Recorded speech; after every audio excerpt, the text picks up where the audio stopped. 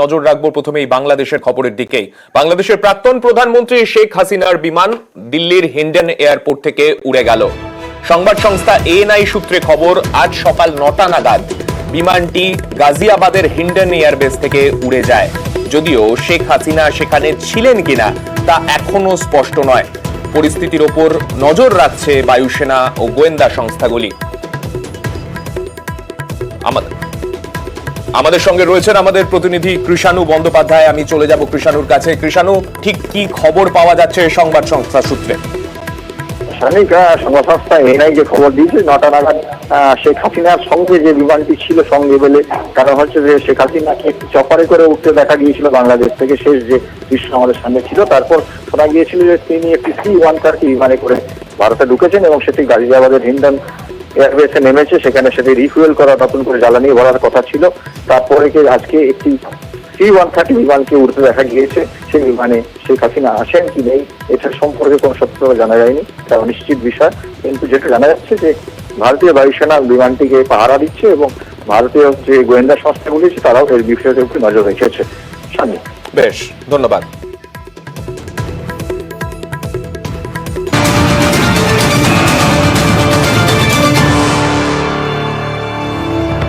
আর বাংলাদেশের পরিস্থিতিতে নজর কেন্দ্রীয় সরকারের। বাংলাদেশ ইস্যুতে সর্বদল বৈঠক।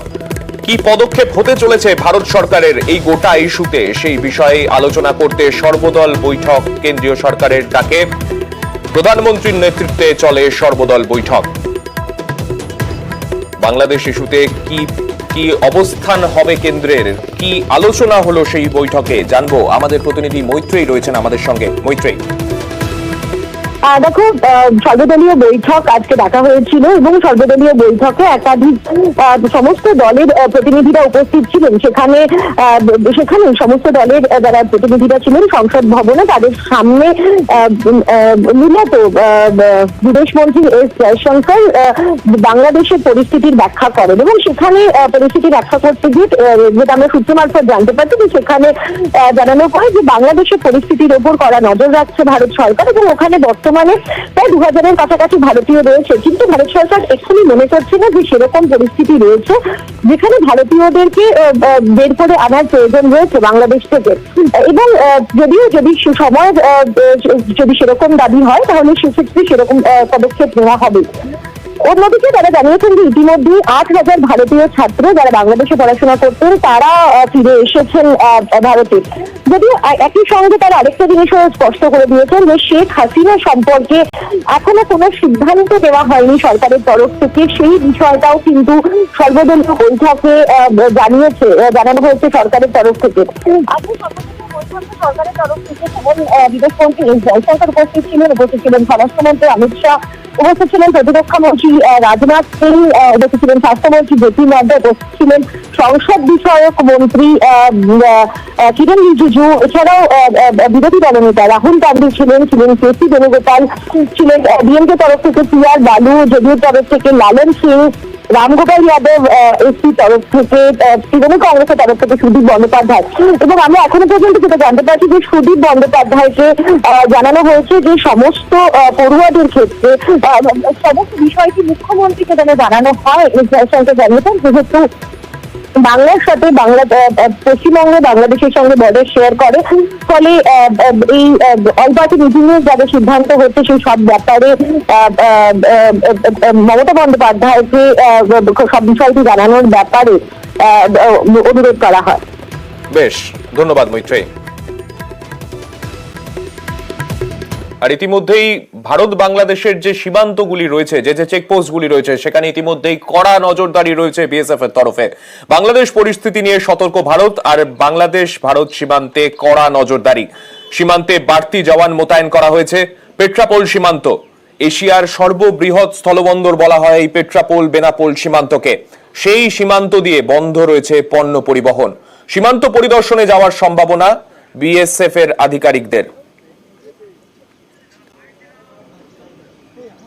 কালকে দুপুর 2টার পর থেকে আর বাসা থেকে বের হই নাই এবং আমরা রাত্রি 3টার সময় বর্ডারের উদ্দেশ্যে রওনা দিয়েছি এবং আসার সময় দেখলাম কিছু জায়গায় ধ্বংসস্তূপের কিন্তু কোনো লোকজন আমরা পাই নাই। मेरे गाड़ी वहाँ पे खड़ी थी, खाली गाड़ी रोड साइड में। तो वहाँ पे कुछ लोग कल एक 3-4 बजे के करीब में हमला, बहुत सारे लोग आए, हजारों में लोग आए। गाड़ी के आगे बम बारूद भी कर रहे थे, तलवार भी भांज रहे थे, लाठी लूठी भी लेकर रखे थे लोग और पूरा हंगाम कर रहे थे। एक दुकान खुला हुआ था, उसको तोड़ फाड़ करके पूरा एकदम नष्ट कर दिया। और जो बोलते थे उनको विरोधियों के ऊपर मार डंडा चाल भी करते थे। लगता कुछ हम लोगों को डर लग रहा था, बम का देखने से तो डर लगेगा सर। हम 2 किलोमीटर अंदर थे सर। लौट रहे हैं, अभी अच्छा लग रहा है? अभी अच्छा लगा सर, इंडिया घुसने से बहुत अच्छा लग रहा है। শুধুমাত্র উত্তর 24 পরগনার পেট্রাপোল নয়, পাশাপাশি নজর রাখবো উত্তরবঙ্গের দিকেও। সেখানে গুরুত্বপূর্ণ বর্ডার, সেখানে নেপাল বা ভুটানের সঙ্গে বাংলাদেশের ট্রেড যে সম্পর্ক, সেই সম্পর্ক রাখতে গেলেও ফুলবাড়ি সীমান্ত, সেই ফুলবাড়ি সীমান্ত অত্যন্ত গুরুত্বপূর্ণ। কড়া পাহারায় রয়েছে শিলিগুড়ি লাগোয়া ভারত বাংলাদেশ সীমান্ত। ফুলবাড়ি সীমান্তে বিএসএফ এর কড়া নজরদারি, সীমান্তে পরপর দাঁড়িয়ে রয়েছে ট্রাক। এই সীমান্ত দিয়েও আজকে কোনো রকম পণ্যবাহী গাড়ির চলাচল পুরোপুরিভাবে বন্ধ রাখা হয়েছে। ভারতবর্ষের এপাশে ফুলবাড়ি, ও পাশে বাংলাবান্ধা সীমান্ত হিসেবে বাংলাদেশে পরিচিত এই স্থলবন্দর। এই বন্দর দিয়ে শুধুমাত্র ভারত নয়, পাশাপাশি নেপাল, ভুটান এবং পুরোপুরি উত্তর পূর্ব ভারতের বিভিন্ন রাজ্যের সঙ্গে যারা ব্যবসায়ীরা এখান দিয়ে জিনিসপত্র আদান প্রদান করেন, আমদানি রপ্তানি করেন, তার জন্য অত্যন্ত গুরুত্বপূর্ণ এই স্থলবন্দর। সেই স্থলবন্দরও আজকে সকাল থেকে পুরোপুরি শুনশান।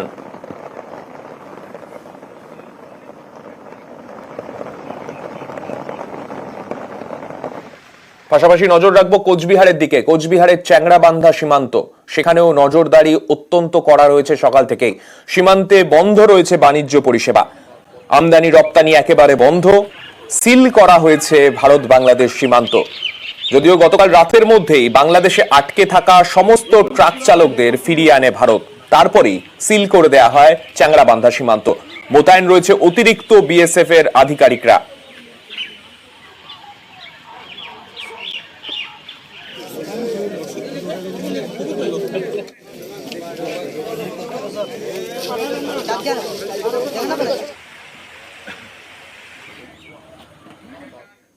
প্রত্যেকটি সীমান্তের ছবি দেখাচ্ছি, সেই জায়গায় প্রত্যেক জায়গাতেই একই ছবি, হয় কোনো জায়গায় শুনশান, নয়তো কড়াকড়ি।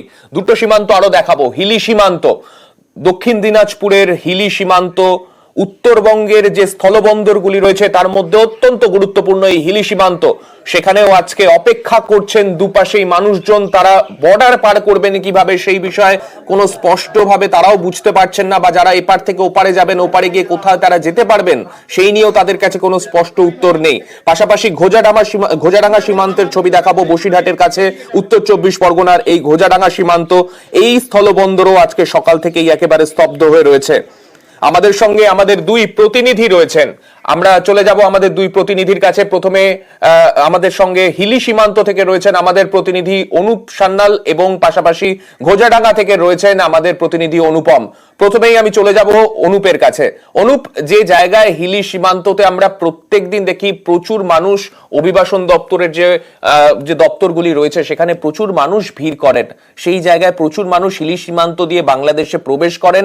ওখানে বিভিন্ন জায়গায় যাওয়ার হলে হিলি সীমান্ত একটা অত্যন্ত গুরুত্বপূর্ণ জায়গা। সেই জায়গার আজকের ছবিটা কি এখনো পর্যন্ত বর্ডার পারাপার কি কিছু শুরু হয়েছে? একদমই, দেখো সকাল থেকে কিন্তু প্রচুর মানুষ এখানে আবাসন দপ্তরে ভিড় করেছিলেন, তারা বাংলাদেশে ফেরার জন্য তারা এখানে হাজির হয়েছিলেন। কিন্তু এই কিছুক্ষণ আগে কিন্তু যা খবর এসছে, বাংলাদেশ এবং ভারতের সঙ্গে আধিকারিকদের সঙ্গে কথোপকথনের পরে এই যে ভারত থেকে কিন্তু মানুষ বাংলাদেশে ফিরতে শুরু করলো, এবং বাংলাদেশ থেকে যারা আটকে ছিল তারা কিন্তু ভারতে ফিরতে শুরু করেছে। পাশাপাশি হিলি সীমান্ত দিয়ে যে চেকপোস্ট রয়েছে সেখানে পণ্যবাহী গাড়ি প্রচুর যায়, এবং বাংলাদেশের যে পানামা বন্দর সেখানে কিন্তু প্রায় 85টি গাড়ি আটকে রয়েছে ওপার বাংলাতে। এই নিয়েও কিন্তু কথোপকথন চলছে। আমাদের সঙ্গে রয়েছে এই মুহূর্তে এক্সপোর্টার অ্যাসোসিয়েশনের দায়িত্বপ্রাপ্ত একজন আধিকারিক, আমি শুনবো তার কাছে যে কি কথোপকথন হলো, কি এখন পর্যন্ত কি জানা যাচ্ছে। এখন পর্যন্ত কিছুক্ষণ আগে আমাদের বাংলাদেশ থেকে প্রতিনিধি এসেছিলেন আর কি, ওনারা আমাদেরকে বলছেন এক্সপোর্টে আমাদেরকে গাড়ি দেওয়ার জন্য। তো আমরা ওনাদেরকে বললাম যে আমাদের তো ড্রাইভাররা আছে, কিছু গাড়ি ওদিকে আছে, সেই গাড়িগুলো যদি আমাদেরকে ব্যাক করে দেয় খালি করার পরে, তারপরে আমরা এক্সপোর্ট দেওয়ার ব্যাপারে চিন্তা ভাবনা করবো। মানুষ চলাচলটা শুরু হয়েছে। তুমি শুনলে সাগনিক যে তারা ওই ওপারের যে গাড়িগুলো আটকে রয়েছে সেই গাড়িগুলো কিন্তু তারা ডিমান্ড করছে যে তাদেরকে যাতে ভারতে ফিরিয়ে আনা হয়, এরপরে এক্সপোর্ট কিন্তু চালু হবে। কাল থেকে কিন্তু বন্ধ রয়েছে এই এক্সপোর্ট, পুরোপুরি বন্ধ রয়েছে। গাড়ি চলাচল থেকে কাল বিকালের পর থেকে কিন্তু মানুষ যে যাওয়া আসা সেটাও বন্ধ ছিল। এই কিছুক্ষণ আগে খোলায় কিন্তু কিছুটা স্বস্তি বাংলাদেশে ফিরে যাওয়া। একেবারে সেই স্বস্তি তো প্রত্যেকেই চাইছেন, কেননা যারা দুপাশেই আটকে রয়েছেন তারা তাদের জায়গায় তাদের গন্তব্যে পৌঁছন, এটাই প্রত্যেকে চাইবো। এবং আমি পাশাপাশি একটু বসিরহাটের দিকে নজর রাখবো। বসিরহাটের কাছেই ঘোজাডাঙ্গা সীমান্ত, উত্তর 24 পরগনার অন্যতম গুরুত্বপূর্ণ স্থলবন্দরগুলির মধ্যে একটি। অনুপম রয়েছেন আমাদের সঙ্গে। অনুপম, ঘোজাডাঙ্গা সীমান্তের বর্তমান ছবিটা ঠিক কি রকম? ট্রাক কি এপার ওপার করতে পারছে?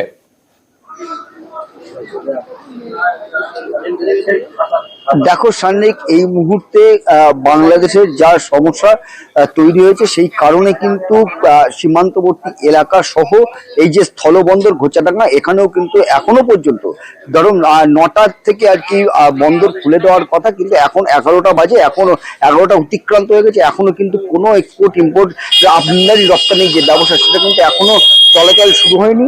যে কারণে কিন্তু যেসব পচনশীল যেসব খাদ্য সামগ্রী যেমন পেঁয়াজ, লঙ্কা, এইসব কিন্তু শয়ে শয়ে ট্রাক সেসব কিন্তু এসে বন্দরের পাশে যেসব রাস্তার ধারে বা পার্কিং এ এসে দাঁড়িয়ে রয়েছে। এবং যত দিন যাবে, যত রোদ বাড়বে, ততই কিন্তু এইসব জিনিস, এইসব পচনশীল দ্রব্য কিন্তু পচতে শুরু করবে। ফলে কিন্তু কোটি কোটি টাকার ক্ষতির কিন্তু আশঙ্কা কিন্তু করছে যেসব ব্যবসায়ীরা থেকে শুরু করে এবং ট্রাক চালকরা।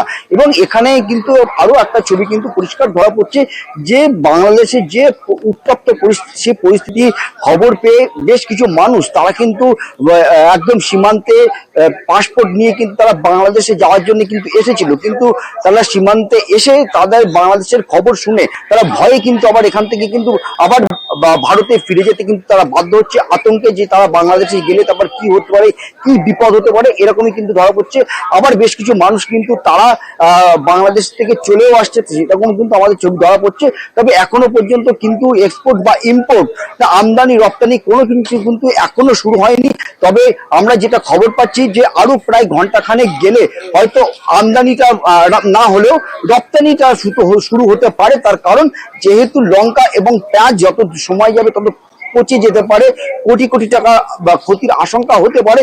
সেই জন্য বাংলাদেশের সঙ্গে এক্সপোর্ট ইম্পোর্টারদের একটা মিটিং চলছে, আলোচনা চলছে, যাতে এই যে পচনশীল যেসব খাদ্য রয়েছে যেমন পেঁয়াজ, লঙ্কা, এগুলো যাতে পাঠানো যায়, এই গাড়িগুলোকে যাতে বাংলাদেশে পাঠানো যায় সেই ব্যবস্থা করা হচ্ছে। আমাদেরও নজর থাকবে পরিস্থিতির ওপর এবং অবশ্যই একটা সমাধান সূত্র বেরিয়ে আসুক, আমরা প্রত্যেকেই সেটাই চাইবো। ধন্যবাদ তোমায় অনুপম।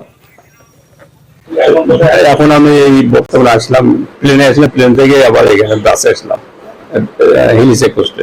আমি চিকিৎসার জন্য আসছি, চিকিৎসা করলাম। এখন চিন্তার উপরে আছি তো বাবা, এখন কি অবস্থা হয় জানা তো নাই আমাদের। আমরা চেন্নাই গেছিলাম চিকিৎসা নেওয়ার জন্য, আমাদের চিকিৎসা শেষ, আপাতত জন্য শেষ। আমরা এখন বাংলাদেশে ব্যাক করব।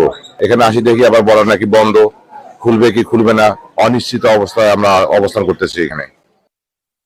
আমরা পানামা হিলিপোর্ট থেকে 82 জন ড্রাইভার আছি, আমাদের জানের কোনো সুরক্ষা নাই, সিকিউরিটি গার্ড পালা যাচ্ছে, অনেক গেট টেট ভাঙিয়ে দিয়েছে, আমাদের কোনো কিছুই নাই, কোনো একদম সুরক্ষাই নেই আমাদের, যে আমাদের চাইতে দিচ্ছে না আমাদেরকে। আবার স্বাভাবিক হবে, আমরা আবার চলে আসবো। আমাদের পরিস্থিতি খুব খারাপ হয়েছে, বাজার ঘাট সব আমাদের পুরাই গেছে, আমাদেরকে পার করে দেয়।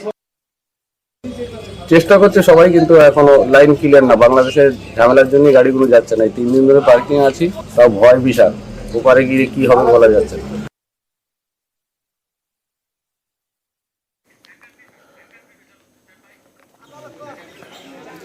বাংলাদেশ সীমান্ত পরিস্থিতি নিয়ে সীমান্তবর্তী সমস্ত জায়গাতেই সতর্কতা। গেদে সীমান্তেও সেই একই ছবি। দেশে ফেরার জন্য সীমান্তে জড়ো হন প্রচুর বাংলাদেশি মানুষ, যদিও অন্যান্য দিনের চেয়ে আজ সেখানে লোক সংখ্যা অনেকটাই কম। এই লাইন দিয়েই চলাচল করে মৈত্রী এক্সপ্রেস। মৈত্রী এক্সপ্রেসও বন্ধ রয়েছে। পাশাপাশি যে সীমান্ত রয়েছে সেই সীমান্তেও কিন্তু আজকে প্রচুর মানুষ তারা ভিড় করেছিলেন, যদিও অন্যান্য দিনের তুলনায় এই ভিড় অনেকটাই কম। দেশে আমি অতটাও জানি না, ইন্ডিয়া থেকে আমরা অতটাও খবর আসলে পাচ্ছি না বাংলাদেশে।